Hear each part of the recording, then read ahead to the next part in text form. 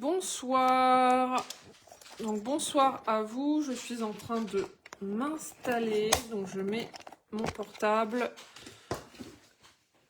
Je vais regarder aussi sur l'écran de mon ordinateur ce que ça donne. Hop.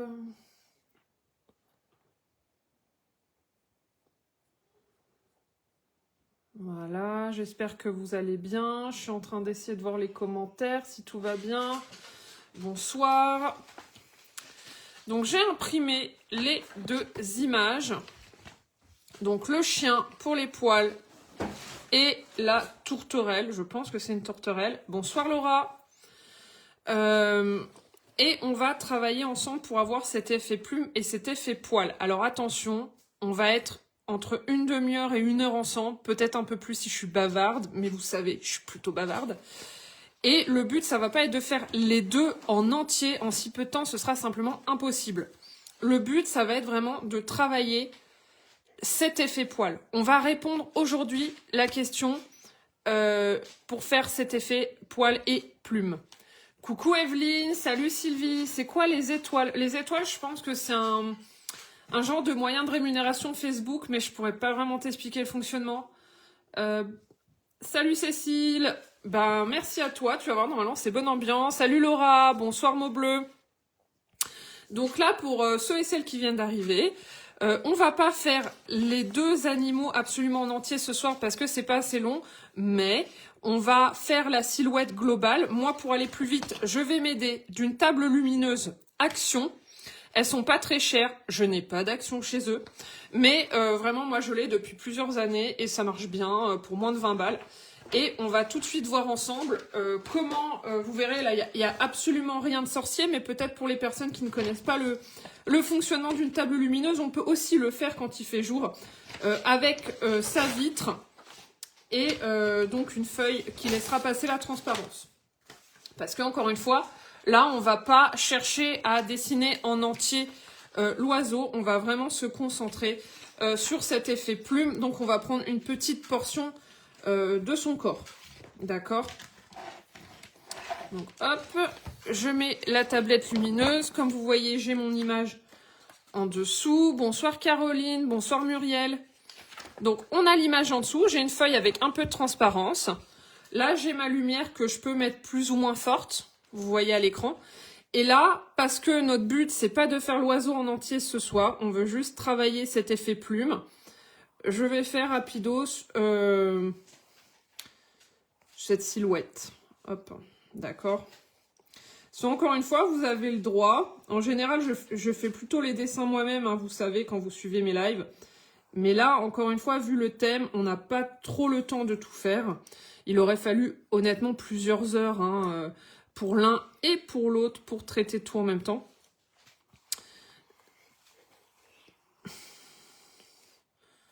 Donc voilà. Voilà, c'est fait. Vous avez le droit aussi de temps en temps de vouloir faire uniquement la couleur ou uniquement les détails sans avoir à vous taper tout le dessin.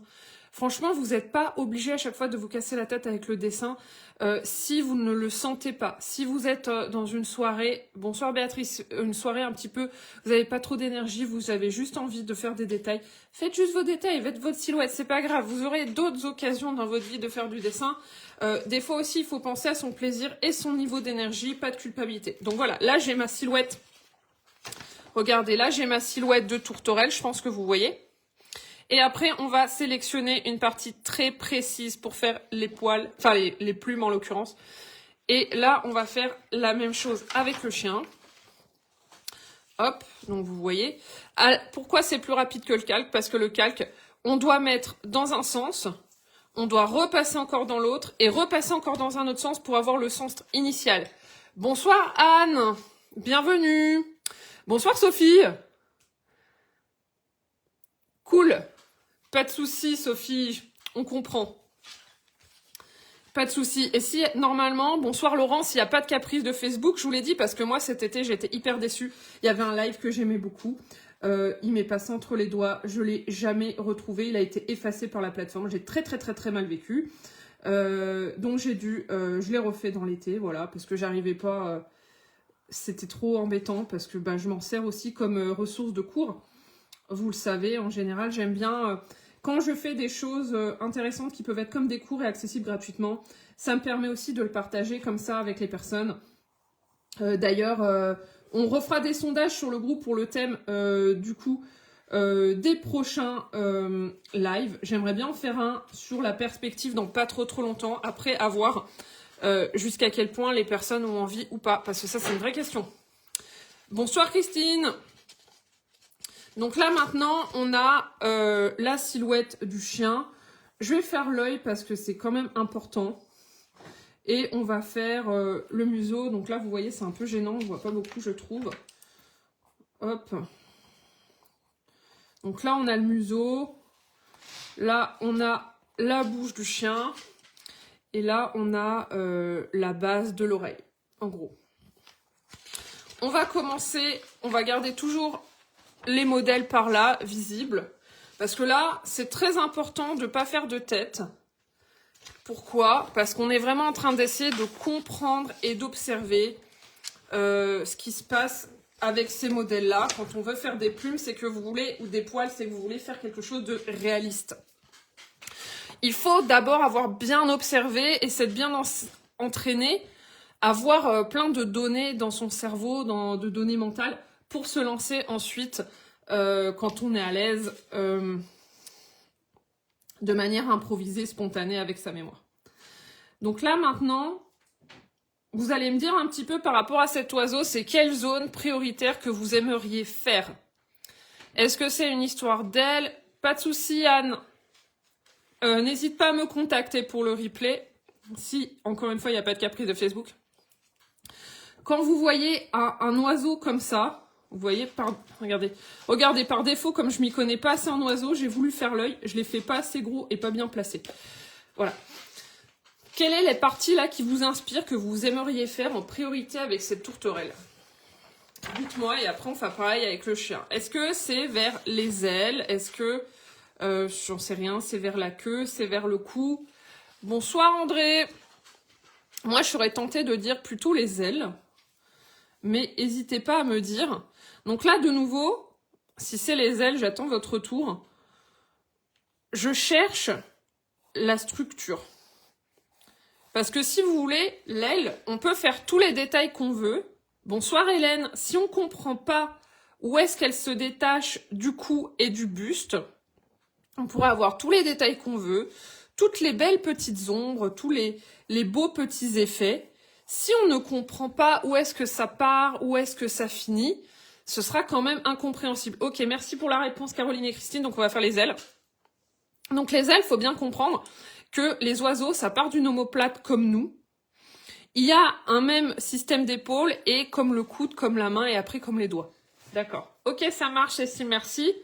Béatrice, ok, c'est bien noté. Donc on va avoir, là on va pas faire une aile dépliée parce que c'est pas le sujet avec cet oiseau, mais hop. Attendez, excusez-moi, il m'a ouvert une fenêtre de conversation, je vois plus vos messages. 2 secondes.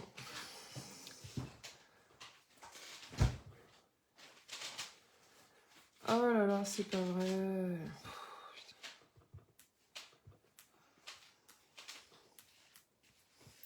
Excusez-moi. Il y a quelqu'un qui m'a parlé, ça m'a bloqué la conversation.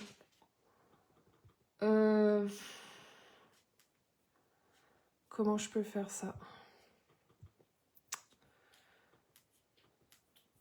2 secondes. Voilà, c'est bon. Ok, d'accord, c'est bon. Alors, les préférences me vont très bien. Merci Sylvie. Donc, on voit bien qu'il y a cette partie-là, il y a plein de petites ailes, c'est un petit peu désordonné. On comprend bien qu'on se sépare là du buste, et regardez, il y a une ombre. Donc là, déjà, on a des plumes qui sont plus claires. Donc, il y a cette ombre projetée qui fait vraiment la différence. Donc là, je vais tout de suite un petit peu foncer pour séparer. Et il y a cette partie un petit peu chaotique qui est là. Cette première partie. Et après, on commence à avoir une zone bien plus rangée.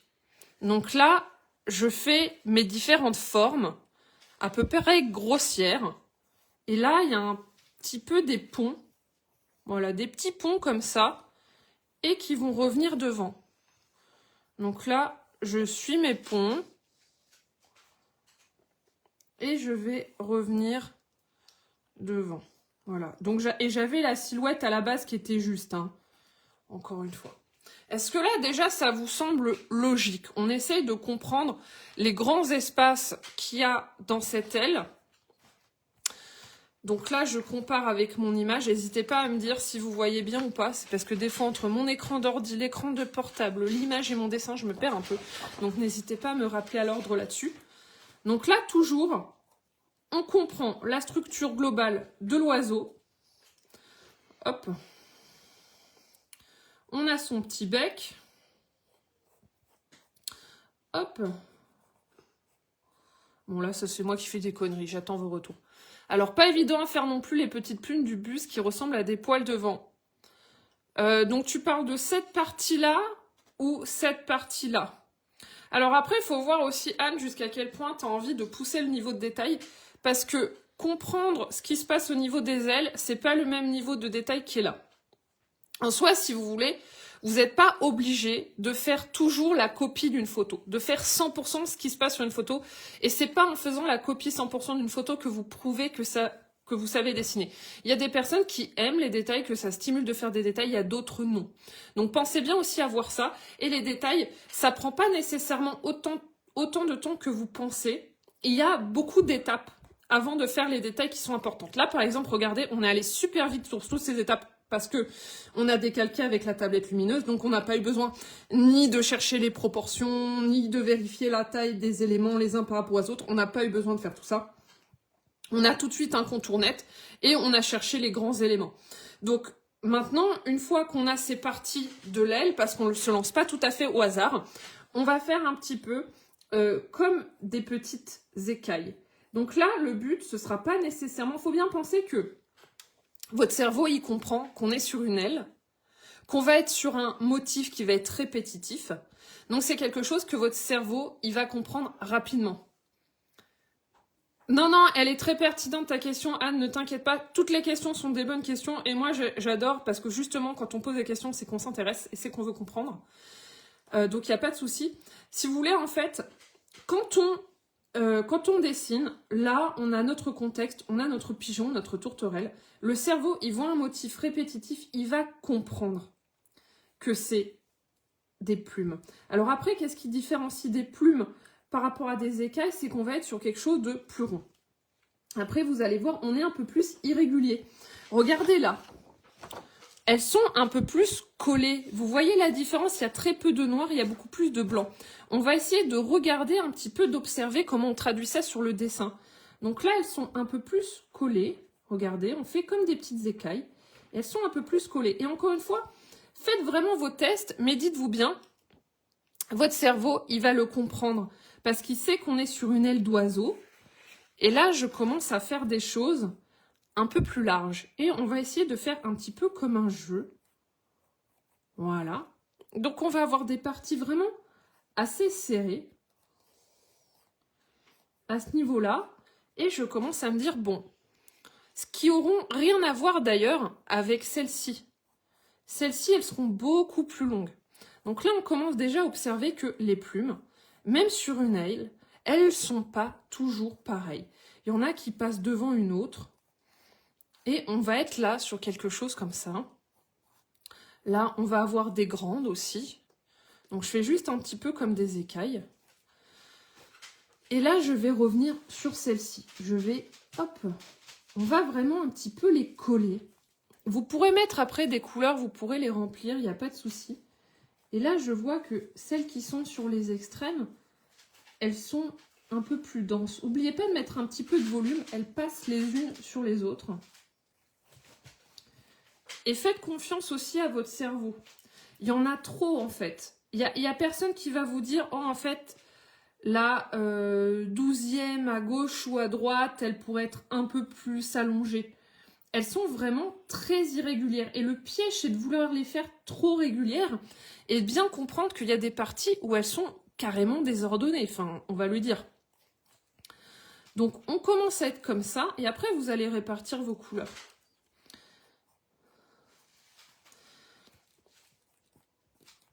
Alors, moi, j'appuie pas mal pour que ce soit visible à l'écran. Vous n'êtes pas obligé d'appuyer autant pour garder ce côté texture aérienne, texture légère de la plume, d'accord? Moi, si j'appuie pas beaucoup, vous n'allez pas le voir.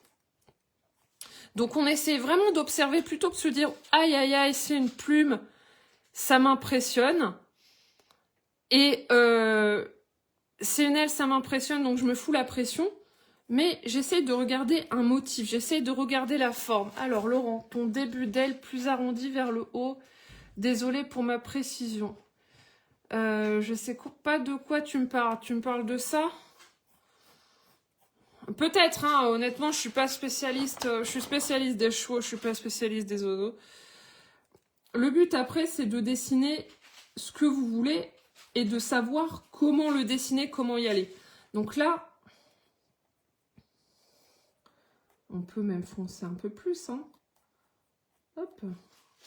Donc là, déjà, on a cet effet. Oui, j'essaie d'appuyer un petit peu plus. Et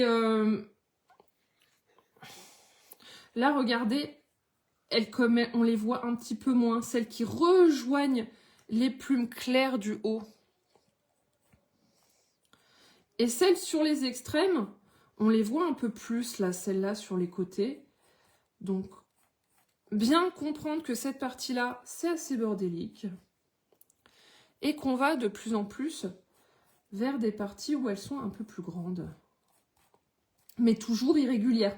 Je dis ça parce que pensez bien que votre cerveau, il a une tendance à traiter l'information et à remettre de la régularité là où il n'y a pas. Donc nous, on a tendance à penser, ah là là, c'est esthétique, c'est joli les plumes, mais c'est pas si régulier. Donc là, on a par exemple quelque chose comme ça. J'espère que vous avez imprimé votre feuille, c'est un peu plus pratique. Voilà. Et là, on a quelque chose un petit peu comme ça. Alors après, si vous avez un peu trop appuyé comme moi, c'est pas grave. Vous prenez une gomme comme ça ou une gomme mie-de-pain, vous passez dessus, vous tapotez, ou mieux, vous reprenez votre tablette lumineuse, vous faites sur une autre feuille et vous appuyez plus doucement. Ça peut vous aider notamment si vous choisissez de faire ces sujets-là en peinture. Comme ça, vous repartez avec un crayon qui est beaucoup plus net. Mais moi, si je faisais léger comme ça, regardez, vous le voyez beaucoup moins. Donc, là, on va appuyer sur ces plumes-là. Alors, je m'y connais pas assez en oiseaux, mais normalement, elles ont toutes des noms différents. Selon où elles sont placées dans l'aile, je sais qu'il y a les ramiges, il me semble, de tête, mais je vous avoue, je m'y connais pas assez. Donc là, maintenant, je regarde. Elles vont dans ce sens-là. Donc là, je fais attention. Et là, elles sont très proches. Donc, c'est-à-dire que c'est pas parce que c'est une plume que je dois les faire toutes pareilles. Elles se trouvent les unes sur les autres ici. Là, elles sont bien ordonnées. Là, il y a un côté même un petit peu spirale. Ça se ressent peut-être même pas assez là chez moi. Donc là, je reviens. J'essaye de voir, au-delà de la pression, c'est des plumes, c'est une texture compliquée. Déjà, comment le motif, il est arrangé. Donc, n'hésitez pas aussi à vous dire, je dessine la forme, je ne dessine pas l'oiseau qui va d'un coup partir, s'envoler, qui va prendre vie, ce serait super. Mais ne vous mettez pas trop la pression. Essayez vraiment de regarder le motif et de bien comprendre que ce qui donne aussi la représentation de votre oiseau, c'est la structure au départ. Ça, c'est très important. C'est-à-dire que vous pourrez faire les plus belles ailes que vous voulez, les plus réalistes du monde. Merci Manel. Si au départ, votre structure, on ne la comprend pas, ça va être difficile quand même de comprendre. Donc là, de comprendre le tout, de comprendre l'oiseau. Donc là, je vais continuer mes plumes. Donc je les observe. Là, elles ont cette forme de triangle. Regardez comme on les voit une sur l'autre. Et là, on voit juste l'épaisseur, entre guillemets. Donc, je les fais comme ça. L'une sur l'autre, il y a cette succession de plumes. Hop.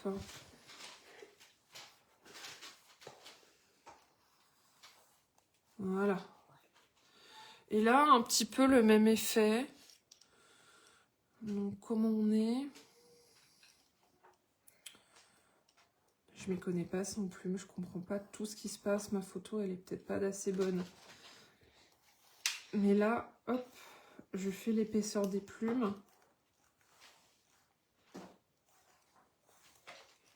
Je m'y connais pas assez en oiseau, mais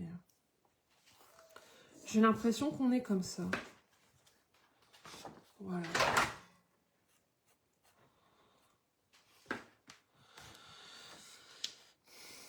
Et là, pour arriver vraiment... Regardez, là, c'est un peu confus, je trouve, de là à là.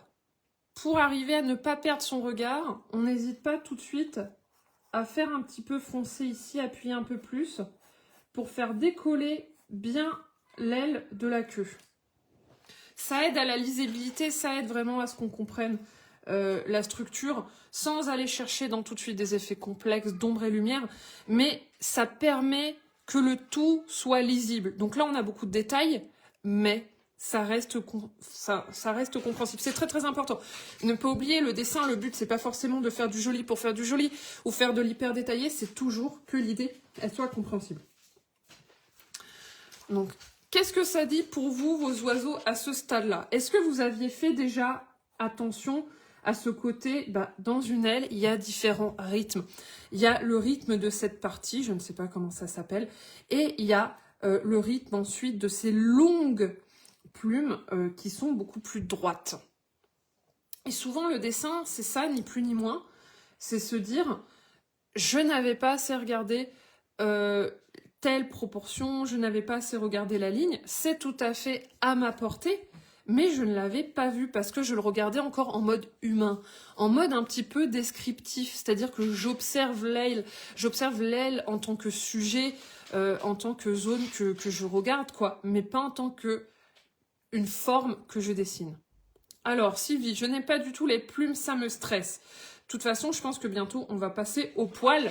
N'hésitez pas à me dire comment vous trouvez et si ça vous paraît plus logique. Maintenant, pour un effet plume, pour pousser un petit peu cet effet plume de manière détaillée, je vais en faire une qui est un peu plus grande. J'espère que ça va être visible, mais je vais appuyer un peu moins. Ce qui fait qu'une plume, elle est reconnaissable, c'est sa forme un petit peu longue et elle va avoir ce trait au milieu. Donc ça, faut faire attention, pas qu'on la confonde avec une feuille. Ça, c'est un petit peu le problème avec la plume. Elle est légère, elle est un petit peu arrondie et elle a aussi ce truc-là au milieu.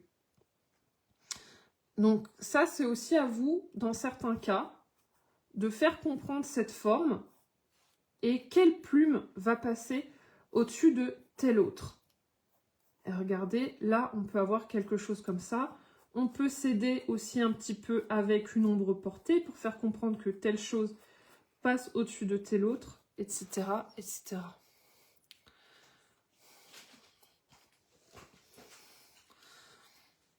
Donc voilà, encore une fois, ne cherchez pas trop à faire le plus compliqué, le plus détaillé possible. C'est pas toujours ce qui est le plus pertinent. Et puis là, on peut aussi remplir nos plumes. Là, le centre de mes plumes, elles sont foncées. Donc, je vais travailler comme ça. Je vais essayer de mieux définir mes plumes. Encore une fois, la plume, faut voir en fait. Est-ce que vous voulez être professionnel de la plume, du rendu plume, ou est-ce que vous voulez que le cerveau comprenne qu'il s'agit d'une plume? En général, vous voulez plutôt le numéro 2, mais vous allez mettre l'énergie comme si vous vouliez le 1. Donc dites-vous bien qu'il y a rarement des personnes qui vont vous dire « Ah mais moi pour le coup c'est pas très beau ce que je fais », qui vont vous dire « Ah mais tes plumes elles sont pas bien faites » ou machin.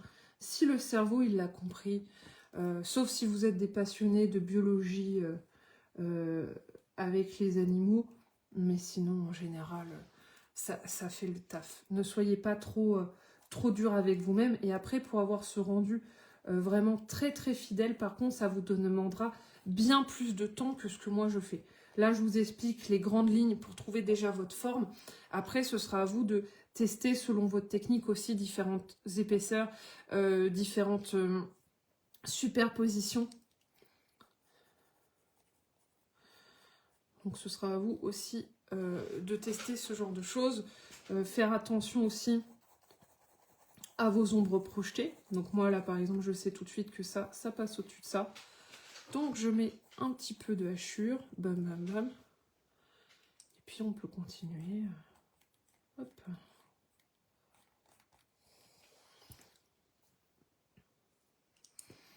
Donc, faites plutôt attention à ça. Où est ma structure? Qu'est-ce qu'on comprend de mon sujet? Toujours. Est-ce que j'ai bien observé les rythmes de toutes ces choses-là? Et là, malgré tout, ma tourterelle, elle tient la route. Ça pourrait être un peu moins appuyé, mais encore une fois, comme je vous ai dit, j'appuie particulièrement beaucoup pour que ce soit visible pour vous. Et là, on peut essayer d'avoir des choses plus fines, plus légères. Pas de souci, bonne soirée Laura. Pour continuer comme ça. Alors après, on m'a demandé aussi comment ça se traite à l'acrylique. L'acrylique, vous pouvez commencer avec un jus comme de l'aquarelle très faible et monter en opacité en mélangeant de plus en plus de matière et de pigments pour avoir quelque chose de plus foncé. Donc ça, c'est aussi à vous de tester. Par exemple, pour avoir tout le côté petit poil blanc avec quelque chose de très fin. Ça peut être aussi pertinent d'attendre la fin pour faire ça. J'ai un pigeon ramier domestiqué à la maison, sauvé tout bébé, j'adorerais le dessiner mon nectar. Ah oui, c'est super, c'est très intelligent en plus, à ce qui paraît. Tu dois connaître, Anne, du coup, bien plus que moi, évidemment, je pars un petit peu de zéro. Pour tout ce qui est les ailes et tout, c'est vrai que je pense qu'une fois qu'on comprend quel est le rôle de chaque plume, pourquoi celles-ci sont plus longues, pourquoi celles-ci sont comme ci, comme ça doit aussi être mieux, parce qu'on a la compréhension de la complexité déjà au niveau de l'anatomie de l'aile et de l'oiseau. Mais en tout cas, voilà, n'hésitez pas. Si vous faites aussi de l'aquarelle, dites-vous bien, on commence du plus clair vers le plus foncé, avec une couche qui est très transparente, et on monte après. À l'aquarelle, faites attention par contre, pour votre papier, 3-4 couches, pas plus. Voilà, et gardez l'intensité. Donc, hop. Est-ce que vous avez des questions un peu plus particulières pour ces plumes ? Après, c'est vrai qu'on arrive dans quelque chose de très spécifique. C'est les histoires de comment le faire avec spécifiquement les pastels secs, spécifiquement l'aquarelle. On rentre dans autre chose. Mais là, je trouve que déjà, bien comprendre où est l'important. Dites-vous bien que votre dessin, il n'est pas reconnaissable par votre niveau d'expertise et de maîtrise à faire les plumes. C'est pas ça qui rendra reconnaissable un pigeon, une tourterelle, un perroquet ou que sais-je. Ce sera toujours sa forme globale et comment vous répartirez les plumes plus que le niveau de détail de chaque plume. Ça, c'est important. Et d'ailleurs, de vous à moi, vous n'êtes pas obligé de mettre le même niveau de détail sur absolument toutes les plumes. Là, je l'ai fait pour vous montrer, en tout cas sur l'aile, pas sur le reste du corps. Mais après, vous pouvez aussi choisir d'avoir certaines zones qui sont plus importantes que d'autres. Par exemple, on ne fera pas de blague, même si on est qu'entre adultes ce soir, mais l'aile est peut-être plus importante que la queue. Donc, c'est aussi à vous de voir la priorité. On fera aussi peut-être plus de détails vers les toutes petites plumes. Moi, pour faire les toutes petites plumes autour de l'œil, j'ai pas forcément besoin de faire tous les détails, je fais juste l'ombre de la plume. Je fais un effet comme ça, là, de nouveau, juste en faisant des petites choses comme ça. Votre cerveau, il sait avec le contexte que c'est une plume. On est dans la suggestion. On n'a pas nécessairement besoin de faire beaucoup plus. Et je pense que souvent, soit vous êtes dans l'hyper-réalisme et vous voulez vraiment savoir avec quelle technique pour faire telle chose, le plus précis possible. Mais sinon, la plupart du temps, c'est comment j'envoie le message à mon cerveau pour qu'il comprenne qu'à cet endroit-là, c'est bien effectivement une plume. Allez, on va changer de sujet. Hop. Vous me direz ce que vous avez pensé de cette fameuse tourterelle. Et on va faire pareil avec le chien.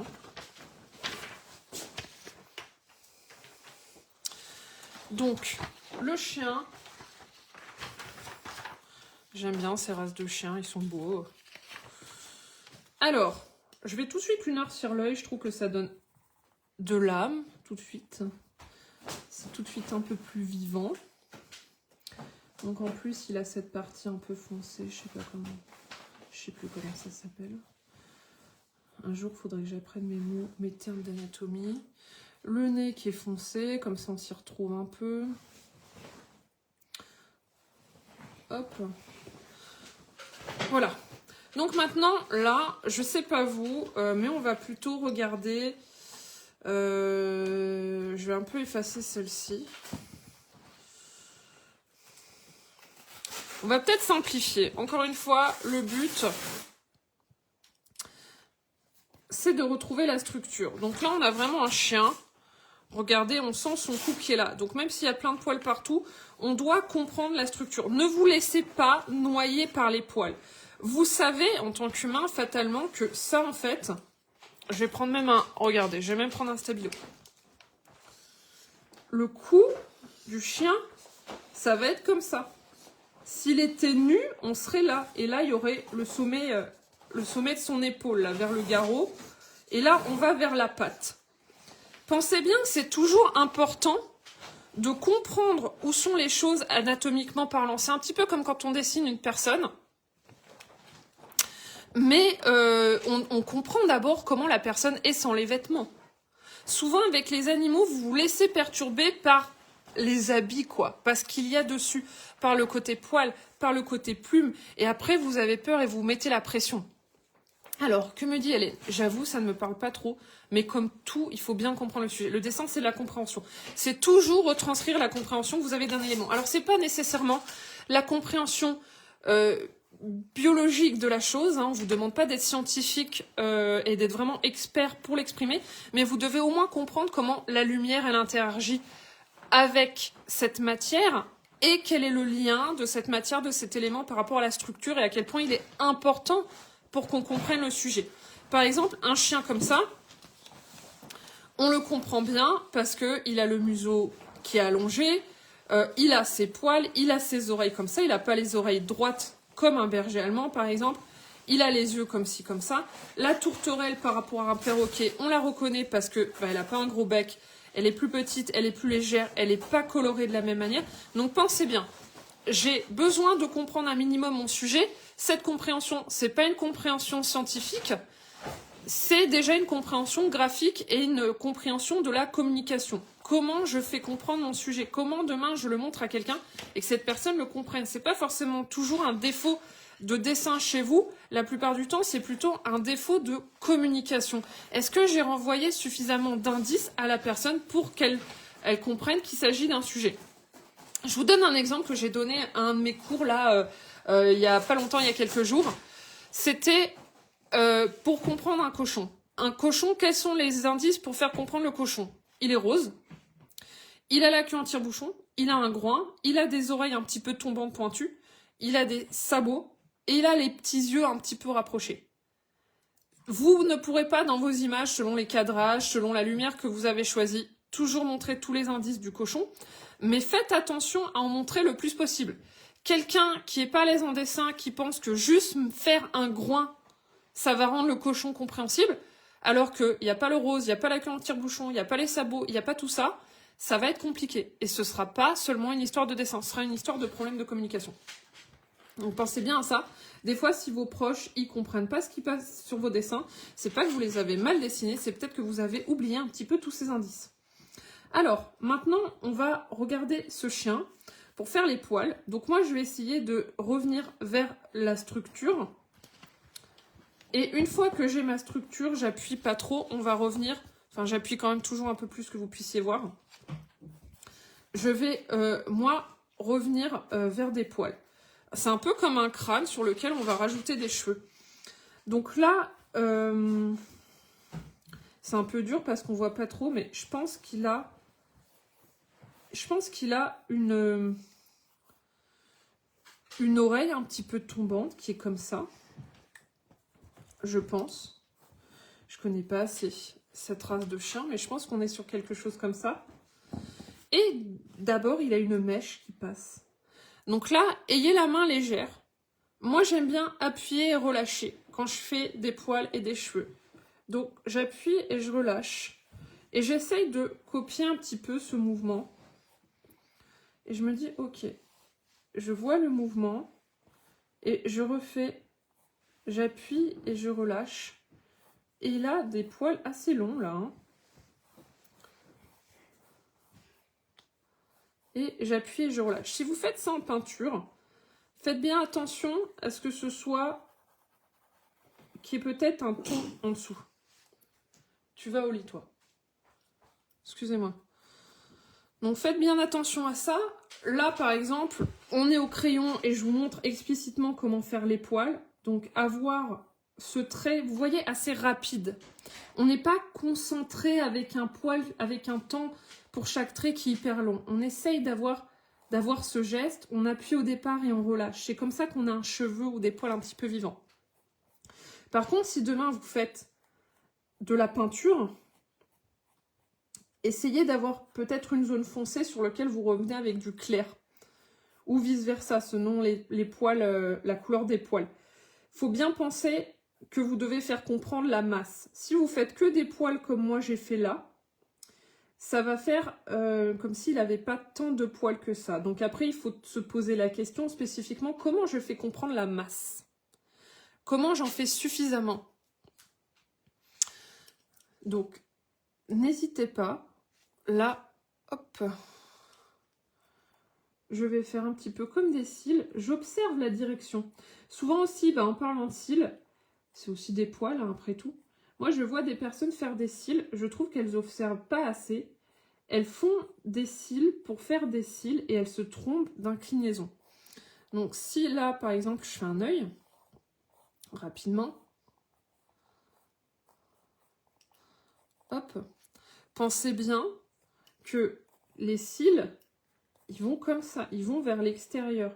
Vous devez aussi pas seulement vous dire « Ah là là, c'est des cils, je vais pas y arriver, c'est sur le regard ». Regardez comme on descend, on part de l'intérieur de la paupière et on remonte. Hop. Et pareil ici. Et c'est ça qui fait que c'est des cils. C'est pas si bien fait. Je suis pas méga concentrée quand je le fais. Pas de souci, Guillaume, bienvenue à toi. Donc avec les poils, c'est un peu pareil. Gardez cette espèce d'énergie. Vous pouvez aller vite. Vous n'êtes pas obligé que ça prenne beaucoup de temps. Mais faites surtout très attention à l'énergie, à la courbure et à l'angle de vos poils. Là, c'est pareil, si je reprends ce modèle, je peux même aller vite. Et c'est comme ça que vous allez faire des poils et des cheveux où vous allez vous éclater en fait. Et il y aura tout ce côté vivant. Hop, donc là, par exemple, et je suis encore le mouvement. Et c'est comme ça que vous allez vraiment prendre du plaisir à faire des poils et à comprendre, observez aussi les mèches. La plupart du temps, les poils, ils ont un mouvement, ils ont un sens. D'accord? Un petit peu comme les cils, ils ne sont pas tous à partir dans tous les sens. Donc soyez bien vigilants à ça, la plupart du temps, vous n'observez pas assez. Votre cerveau de tous les jours, quand vous parlez à une personne et votre œil, quand vous dessinez quelqu'un, c'est pas le même niveau d'observation, c'est pas le même niveau de compréhension. Donc là, pareil, je continue mes poils. Bon, en plus, mon oreille, elle est très très foncée, mais... Hop. On essaye de faire comprendre qu'il y a une masse. Et là, il y a des poils un peu plus clairs. Hop, on les fait ressortir en laissant en réserve. Je ne suis pas obligée de tout remplir. Là, c'est aussi foncé. Donc, je m'arrête là à la frontière pour faire comprendre que ceux-là, ils sont clairs. Et là, je peux continuer comme ça. Hop. Et là, déjà, mon chien, on a moins l'impression qu'il est nu. Et là, il y a des poils qui reviennent comme ça. Regardez comme j'ai plusieurs mèches. Et je peux faire ça vite. C'est ça qui donne aussi le côté poil un petit peu vivant. Bienvenue Emma. Hop. Puis là, j'ai l'impression que c'est un peu plus des nœuds. Donc voilà, moi j'aime bien appuyer à la base et je relâche. Et je vais assez vite. Et je fais vraiment attention au sens du poil. Et après, encore une fois, je ne suis pas obligée de tout détailler. Regardez là, par exemple, sur le museau. Je vais me rapprocher comme j'ai fait avec les petites plumes autour du visage tout à l'heure. Il y a cette partie-là. On voit comme une ombre. On ne voit pas le poil en entier parce qu'aussi il y a beaucoup de poils blancs. On va faire ça ensemble. Vous allez voir, on va être un peu plus précis. Donc, je vais me rapprocher. Donc déjà, on va mettre les petits points. Comme ça. Je suis pas assez spécialiste des chiens non plus. Peut-être il y a une manière de faire. Donc, il y a des moustaches aussi à cet endroit. Et là, on va juste observer comment les poils sont pour faire comprendre que c'est une zone poilue. Mais il n'y a pas besoin de les faire sur toute la longueur. Il y a des endroits où vous n'avez pas besoin de faire tous les poils tout le temps. Vous voyez ce que je veux dire? Encore une fois, le cerveau, il sait que c'est un chien. À certains endroits, vous faites juste un petit peu, vous faites comprendre un petit peu l'ombre sous le poil qui n'est pas là par hasard, hein, qui va être là parce qu'il y a un volume, parce qu'il y a quelque chose d'autre au-dessus. Et c'est là qu'on va plus le comprendre. Donc faites bien aussi cette distinction avec ça. Vous n'avez pas besoin de noter absolument tous les poils. Parce que votre cerveau, il comprend aussi ce que c'est. Vous n'avez pas besoin de bosser 3 fois plus qu'un smartphone. Alors, tu vas de la base du poil à l'extrémité et aussi du bas vers la base. Alors, je vais plutôt de la base, je réfléchis vraiment à l'implantation. Et après, je relâche avec l'énergie. Et c'est comme ça aussi que ça fait la pointe plus légère. Mais en général, je fais pas de l'extrémité vers la base, où c'est rare. Je fais plutôt vraiment... où ça dépend aussi du mouvement par rapport à mon poignet. Faites aussi attention à ça. N'allez pas trop fort par rapport à votre poignet, vous verrez déjà... Moi, je peux pas pencher ma feuille parce que si je penche ma feuille, après, vous verrez pas. Si je suis vraiment tout le temps comme ça va être inconfortable pour vous. Donc, il y a des mouvements qui, pour moi, sont inconfortables avec mon poignet, mais parce que je vous montre. Vous n'hésitez pas, vous pouvez faire pivoter votre feuille. Moi, il y a des fois où je me contorsionne un peu derrière, vous le voyez pas, mais je suis plutôt souvent en train de faire de la base vers l'extrémité. Et si je fais pas l'inverse, c'est que c'est inconfortable pour mon poignet parce que je suis dans une situation un petit peu forcée à ce niveau-là. Pour répondre à la question de Sylvie, j'espère que je t'ai bien répondu, Sylvie. Sinon, on pourra en parler aussi plus en détail, hein, Sylvie, il n'y a pas de souci. Et là, je vais continuer à faire des poils. Ils n'ont pas tous besoin d'être longs. Parce que là, vous voyez, sur cette photo-là, ces poils-là sont très intenses. Ces poils-là, on les voit beaucoup moins.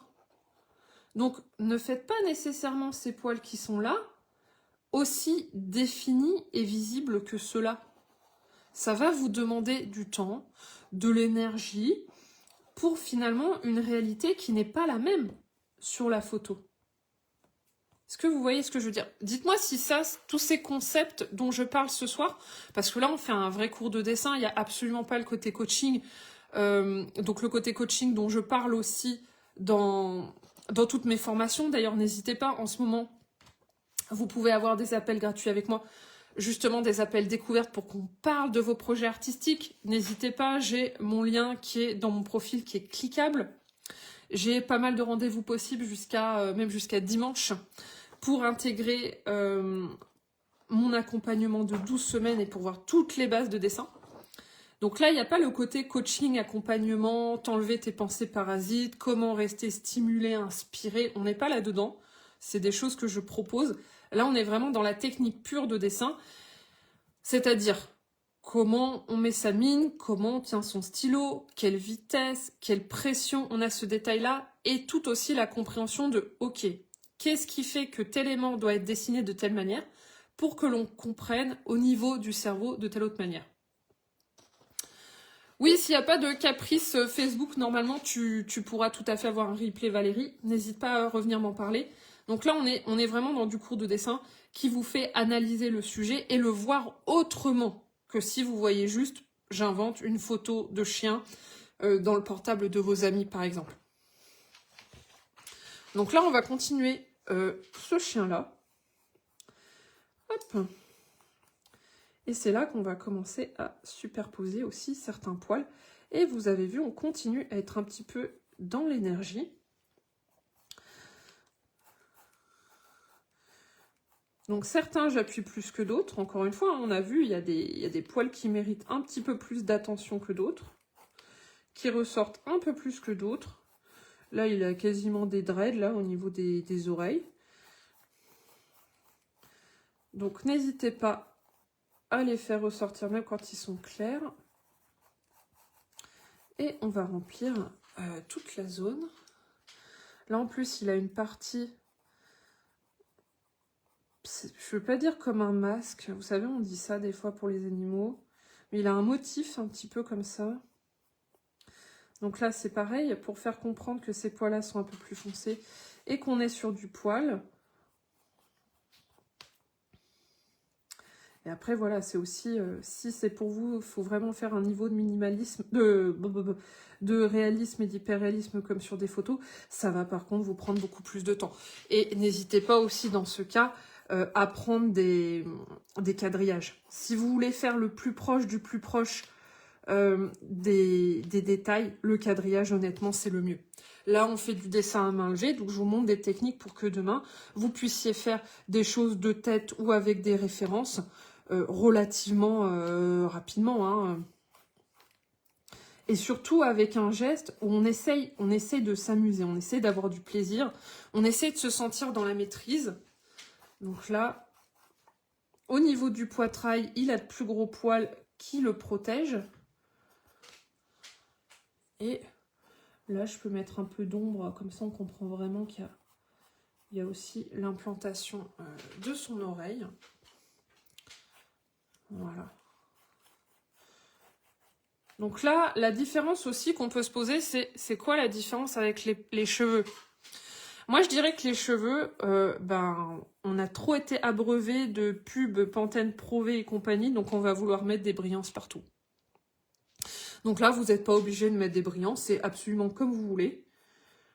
Si vous voulez voir, de toute façon, je reparlerai des cheveux, je ferai d'autres lives avec des portraits, je pense. Même si j'ai envie, là, prochainement, d'en faire un sur la perspective. Ça, de toute façon, c'est vous qui choisissez, hein, on fera aussi des sondages sur le groupe. Mais les cheveux, voilà, il y a plus de brillance. Vous pourrez faire des cheveux, là, chez les animaux, mais... Voilà, on y est un peu moins en général. Et aussi parce qu'en termes de masse, il y en a beaucoup plus. Faire les cheveux sur une tête, c'est pas aussi...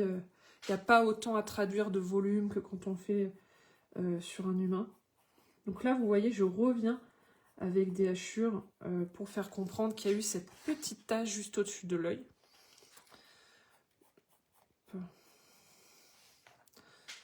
Et là, d'ailleurs, pareil, il y a un petit peu de poil. Je suis pas obligée d'en mettre partout. Il y a ce petit côté-là, là. Donc, j'ai rajouté un petit peu. Et on peut continuer aussi la zone qui est juste là, au coin de l'œil. Parce que tous les poils n'ont pas la même taille. Ils n'ont pas la même taille, ils n'ont pas la même épaisseur, ils n'ont pas le même mouvement. Donc, c'est à vous aussi un petit peu d'observer ça et de vous dire, bah ouais, effectivement. Donc là, même, je finis avec des petits points. Je sais pas si vous voyez. Mais je trouve que ça marche pas mal. Là, je vais peut-être un petit peu grossir l'oreille.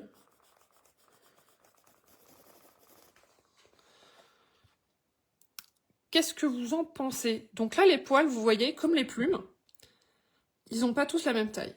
Ils ne sont pas tous ordonnés de la même manière. Ils suivent des mouvements. Et c'est à vous de voir, selon les endroits où vous êtes, à quel point vous voulez les finaliser, vous voulez les faire en entier ou pas. Ça peut dépendre de leur couleur, ça peut dépendre de la lumière. Quand il y a une lumière qui est très forte, les contours ils disparaissent. Ou au contraire, on peut les intensifier parce qu'il y a une ombre projetée. Donc ça, c'est à vous de le faire. Mais surtout au départ, observez mieux, essayez de comprendre, regardez la structure. Voyez ça comme des accessoires, un petit peu comme des habits. Si on comprend la structure en dessous, si on comprend l'humain en dessous, on comprendra si on lui met une cape ou un chapeau. Les poils, les plumes, c'est pareil, c'est le même concept. Mais ce qui compte, c'est d'arriver à comprendre le chien, l'oiseau ou l'humain sous les vêtements. Est-ce que c'est ok pour vous? Est-ce que ça vous fait comprendre différemment les poils et les plumes? Est-ce que ça vous rassure un petit peu? Est-ce que vous avez trouvé ça dur? Et là, moi, je vous les mets à côté. Moi, j'ai les deux ici. Je sais pas si vous voyez. Donc là, on a le chien. Hop. Et là, on a retour sur la tourterelle. Sylvie, je comprends mieux les poils que les plumes qui sont plus rangés pour moi, ça manque de mouvement. Ça, c'est aussi, Sylvie, c'est ton cerveau qui les met un petit peu dans l'ordre. Et ça demande un effort supplémentaire. Donc ça, faut pas que tu t'inquiètes, parce que je trouve que même moi, je les ai bien trop rangés par rapport à la réalité. Faut s'habituer, et faut aussi voir jusqu'à quel point on est habitué à dessiner des oiseaux. Honnêtement, moi, je suis pas assez habituée spécialiste des oiseaux. Je pense que j'aurais pu accentuer encore plus cet effet un peu spirale, parce qu'on sent vraiment que ça part de là, et après ça fait... Là, moi, je sens vraiment ce côté-là. Il y a une flèche par là, une flèche par là, et ça se ressent pas sur mon dessin. Sur mon dessin, elles sont encore trop bien rangées. Donc, soyez aussi... ayez de la grâce envers vous-même. Si vous n'êtes pas habitué à dessiner les ailes des oiseaux, dites-vous que c'est qu'un premier essai, et c'est normal, quoi. Si c'est réussi, tant mieux, c'est la chance du débutant. Il faut comprendre certains principes donc qu'on a énoncés là ce soir ensemble, mais c'est normal, va potentiellement faire, surtout si vous aimez ça, plusieurs fois et vous aurez toujours un meilleur rendu. Ne vous inquiétez pas pour ça, enfin vraiment, moi j'ai jamais vu de cas de situation où on refait quelque chose et où c'est moins bon qu'avant, surtout quand on est dans la découverte du sujet. Alors, tout est ok, me dit Christine, super. Normalement, ça devrait vous aider déjà à avoir cette vision qui change. Et je vais vous dire quelque chose. Finalement, vous pouvez avoir quelque chose qui évolue sur votre dessin. C'est la traduction même, le progrès, finalement, d'un mode de pensée qui a évolué. Parce qu'on utilise toujours le même crayon, toujours la même gomme, toujours le même taille crayon. Ce qui change, quand vous posez la question, parce que moi, souvent sur les groupes ou parmi les élèves, je leur demande qu'est-ce qui a changé? Au-delà du progrès sur ta feuille, qu'est-ce qui a changé? Et ils le disent, je ne fais plus attention aux mêmes choses dans le même ordre. Il y a des choses sur lesquelles je me concentre beaucoup plus, notamment la structure, que les détails, et je sais que les détails, je dois le faire vraiment à la fin. Et c'est des choses comme ça qui traduisent le résultat différent sur votre feuille. C'est des choses aussi, bien sûr, je parle parce que je les vois avec mes élèves, je les vois dans mes accompagnements. Ce qui est difficile en dessin, vous voyez un résultat, vous voulez ce résultat, et toutes les étapes, vous ne les voyez pas, vous les devinez, vous êtes à l'aveugle. Et les étapes, comme une recette, elles doivent être faites dans un certain ordre, avec un certain temps. Vous ne pouvez pas demander, par exemple, à un Philippe Etchebest, tu vas me faire à manger, mais par contre, tu as interdiction, dans la recette que je te choisis, de faire les étapes dans l'ordre avec le même temps. Il te dirait, mais t'es fou, ça sert à rien, je ne peux pas réussir, même si je suis meilleur ouvrier de France et patati patata. En dessin, c'est pareil, vous vous lancez littéralement, et ça arrive trop souvent, sans connaître la recette, sans suivre la recette. Et donc, vous avez des résultats qui ne sont pas forcément représentatifs de votre niveau de détail ou de compréhension. Donc, ne soyez pas trop dur avec vous-même parce qu'il y a ce cerveau qui vous sabote. Il y a aussi une volonté de bien faire. Vous êtes impressionné des fois par le sujet. Oh mon Dieu, c'est des plumes, c'est des cheveux, c'est des machins. Comment je vais réussir? Et surtout, vous vous lancez à l'aveugle. Moi, encore aujourd'hui, je parlais avec quelqu'un en appel justement, et je voyais bien qu'elle maîtrisait les ombres, qu'elle maîtrisait tout un tas de détails, mais il y a des étapes intermédiaires d'abord qui étaient compliquées. Les proportions, la structure n'était pas là. Et donc, vos détails ne font pas cache-misère. Faites attention à ça. La structure avant tout. Donc voilà, et encore une fois, si vous voulez parler de vos projets créatifs avec moi, vous savez où trouver. Je suis sur le groupe, vous pouvez me parler en message privé ou prendre un appel aussi avec moi.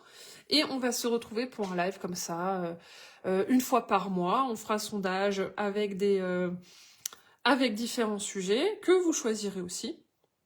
Et comme ça, on va avancer tous ensemble. Et plus qu'avancer sur le papier, ce sera la traduction de ça. Et bien sûr, ça va venir. Vous allez réfléchir dessin différemment. Et effectivement, Merci, merci Cécile de l'avoir dit plus confiante, ça c'est le but. Vous allez vous rendre compte que c'est pas toujours vous le problème. La plupart du temps, c'est pas vous. Et c'est pas dans un but de vous déresponsabiliser absolument, mais on a tellement de conditionnements, on a tellement de choses, rien que le fait de tenir un crayon et d'être sur une feuille à 4, pardon, on est comme à l'école, on est comme au travail. Donc on rejoue certaines choses qui pourtant n'ont rien à voir avec la créativité, et ça aussi, ça nous bloque. Voilà, voilà. Bah écoute, c'est déjà super si ça ressemble à un chien, surtout que tu m'as dit, Anne, que tu débutes absolument. Donc ne t'inquiète pas, ça vient aussi ensuite. Et la structure, ça se travaille très bien aussi, ça s'apprend aussi très bien. Alors Hélène, peu importe le sujet, j'ai surtout compris qu'il faut comprendre son sujet et les détails viennent après. Exactement, franchement, Hélène, c'est exactement ça. C'est tout à fait ça. Et encore une fois, pas nécessairement le comprendre d'une manière absolument scientifique, structurée, mais déjà se dire, ok, vous avez besoin, par exemple, de savoir quand même... Je vais prendre l'exemple du cheval, parce que je dessine tout le temps des chevaux, hein, faudra m'excuser. Mais là, si, ça marche aussi avec le chien. Il y a cette partie-là, c'est une petite bosse, juste après le cou, c'est le garrot, c'est la pointe de l'épaule. Ça, de savoir ça, vous savez que ça, c'est de l'os. Donc, les poils, ils vont rebondir dessus d'une certaine manière. De savoir ça, sans être un super veto, hein, là n'est pas la question, vous allez le dessiner, l'interpréter différemment. Donc si les choses sont comme elles sont, c'est parce qu'elles fonctionnent de cette manière-là. Et vous devez comprendre au moins superficiellement à peu près leur fonctionnement, pas en profondeur, on n'est pas ingénieur, on n'est pas veto, on n'est pas biologiste, mais pour pouvoir les représenter. Par exemple, une main, pareil, on sait qu'il y a une articulation qui est ici. Donc une fois que vous avez à peu près ça, vous allez le retransmettre et ça ira mieux. Et vous pourrez être attentif à des choses comme le rythme de vos lignes, là où vous mettez la pression, et là où c'est important aussi pour rendre votre message compréhensif. En tant qu'humain, on regarde beaucoup les yeux, donc oui, c'est important de mettre les yeux même sur nos animaux. Eh ben super Anne, franchement c'est le but, je suis très contente pour toi que ça t'ait plu et j'espère que ça vous aura plu à tous, que vous auriez passé une bonne heure avec moi. Et puis on se retrouve le mois prochain. N'oubliez pas, tous les sondages pour la question des lives sont à la une sur le groupe. Et moi je vous attends avec vos idées de live, vos idées de sujets. N'hésitez pas, si vous en avez d'autres entre-temps, vous pouvez me les envoyer aussi en message privé. Moi je suis toujours en quête aussi de vous satisfaire là-dessus. C'est un moment de plaisir aussi pour moi. Ça me permet d'échanger avec la communauté et de vous donner des petites astuces. Je vous souhaite une très très bonne soirée. N'hésitez pas à mettre vos dessins sur le groupe. Je les regarderai avec attention. Très bonne soirée, merci à vous. Au revoir Cécile, au revoir Anne, au revoir Hélène, au revoir Caroline, Sylvie, merci Valérie, Guillaume si t'es encore là. Laura qui est partie avant, Laurent, et hop, Christine, merci à vous et ceux que j'ai pas cités, et on se voit à tout bientôt. Merci.